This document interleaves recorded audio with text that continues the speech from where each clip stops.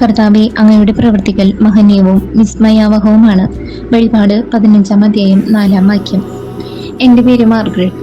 ഞാൻ ബൈബിൾ റീഡിങ്ങിന് ആവശ്യപ്പെട്ട് കൊടുത്തിട്ടുണ്ടായിരുന്ന ടൈം രാവിലെ 6:30 തൊട്ട് 7 ആയിരുന്നു. പക്ഷെ എനിക്ക് കിട്ടിയ ടൈം, ദൈവത്തിൻ്റെ ടൈം, രാവിലെ 4:30 തൊട്ട് 5 ആയിരുന്നു. ദൈവത്തിൻ്റെ അതൊരു പദ്ധതിയായിരുന്നു. ദൈവം എന്നെ വെളിപാട് വായിക്കാൻ വേണ്ടിയിട്ട് ഒരുക്കി വെച്ചിരിക്കുകയായിരുന്നു ആ സമയത്തേക്ക്.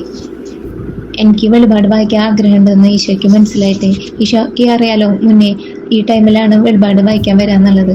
ദൈവം എനിക്ക് ആ സമയം മാറ്റി വെച്ചിരിക്കുകയായിരുന്നു. അങ്ങനെ എനിക്ക് വെളിപാട് വായിക്കാൻ സാധിച്ചു. അത് മാത്രമല്ല, ഈശോ അത് വായിക്കാനായിട്ട് മുന്നേ അതിന് വേണ്ടിയിട്ട് തന്നെ ഒരുക്കുകയും ചെയ്തിട്ടുണ്ടായിരുന്നു.